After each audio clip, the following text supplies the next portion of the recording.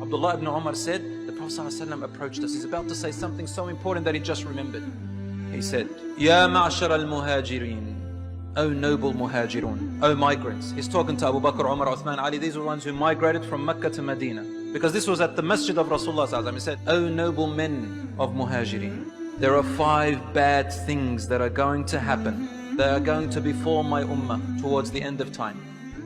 وَأَعُوذُ بِاللَّهِ, I seek refuge in Allah that it does not happen in your time. Such a difficult challenge, he said. And I want the young people to listen to this especially, parents also indirectly. Close one ear and open the other ear.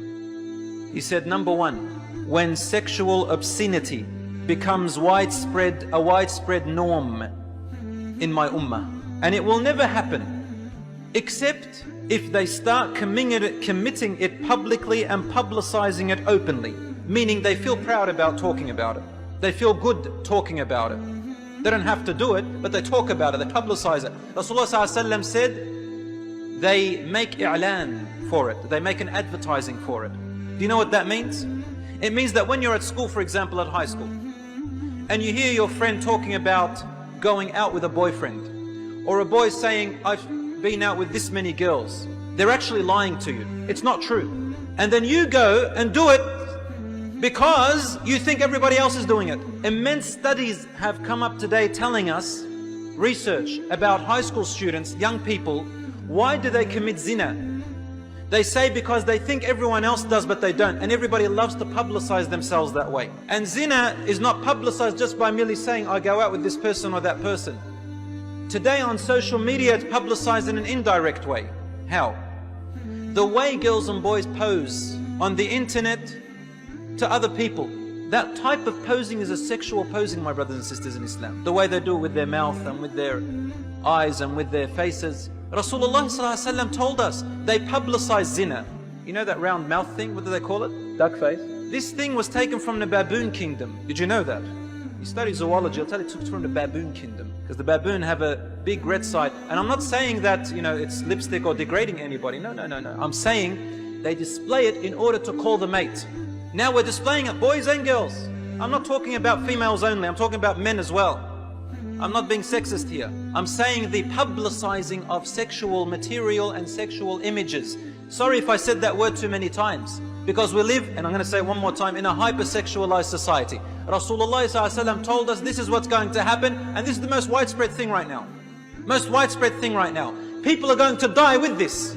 It is an absolute epidemic that Rasulullah ﷺ told us, وَفَشَ الزِّنَا. Zina is widespread throughout. He's not talking about the non-Muslims. He is telling the ummah, he's saying my ummah, they will be in that. And then sallallahu alayhi wasallam, he said, then mark my words, he said, then mark my words, terminal illnesses, diseases and pain that had never existed in their ancestors before them will become widespread among them. And this is the types of this, called it ta'un. Ta'un in those days was any unknown sickness that brought death to a person. There was no cure to it. And he said there will be diseases that have no cure that will become an epidemic among my ummah. Today we have HIV, AIDS, and we have STDs, sexually transmitted diseases. Now I have questions like this from the Muslim community. Brother said I'm a marriage celebrant, so people come to asking me questions, can I get married? I said yes, why not? And these are the types of questions I'm getting now. Brother, do I have to tell this person that I'm getting married to that I have STD? Did you know that these are the questions they're asking me right now? All over the place. We say, yes, of course you have to tell them because it's a contagious disease. They say, what if I have it under control? There's some kind of control pills. Say, but when you don't have the pills, they actually, they exacerbate.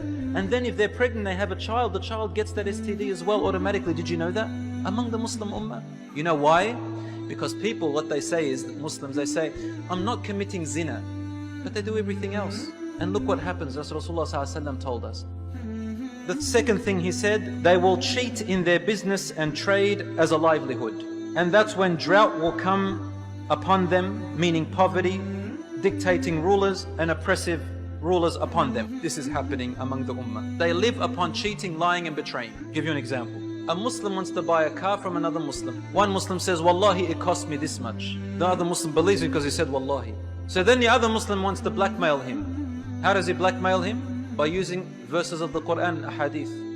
Allah said, Rasulullah said, love for your brother what you love for yourself. I'm your brother. Give me a cheaper price. So the other brother resorts to the wallahi thing, and he resorts to the hadith thing, each one blackmailing the other person with the religion. And this brings to me a hadith of Rasulullah sallallahu alayhi wasallam, where he said, and people, this is in Ibn Majah, he said, people will use the religion for their worldly gain. This is towards the end of time. They will use the religion for their worldly gain. They will use the religion for a status. Look at me, I'm a sheikh. Now listen to me. I'm a sheikha, female. Now listen to me. I am such and such of a person. This is my hadith and ayat. Now I will get to make people believe what I say, and I'll be the person who everybody listens to. It's even worse today because we get to hide behind usernames on the computer. Everybody, even the most shyest of people has become the loudest person now. Sits in their bedroom, hides behind the username and feels it okay to type anything. It never goes off. And this is where your fatwa now is.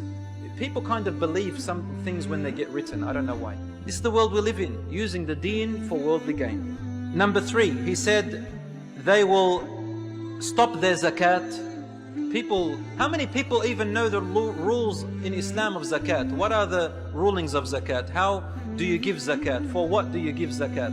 I'm sure, mashallah, a lot of us know a lot about Islamic finance and the riba banks. Because many Muslims, they say, what's this Islamic finance business? I'll just go to ANZ. It's the same thing, man. This is trade. It's just a different name, they say. If everybody's such an expert on Islamic finance and all this other finance, how come they don't know much about zakat? This is what Rasulullah is saying. People become ignorant about their own deen. Number 4, he said, they will betray the promises and loyalty to Allah to the point that the enemy will control and possess their wealth.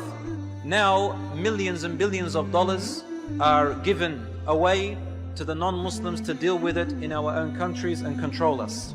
The 5th thing is, their leaders and figures do not apply the laws of Allah's book, but choose what suits from them for themselves until Allah curses them with disunity and enmity amongst each other. I say to you, it's not just the leaders, but all figures. Everybody now has become a leader, a self-appointed leader of themselves, on social media, for example. And what it has caused is disunity and defragmentation of our ummah. We cut each other off, we don't talk to each other. We meet each other now on Facebook, and that's about it really.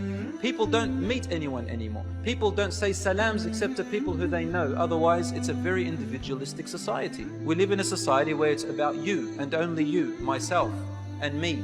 Rasulullah ﷺ told us the last day will be about that. About me and myself, or I. 3 most common words used now.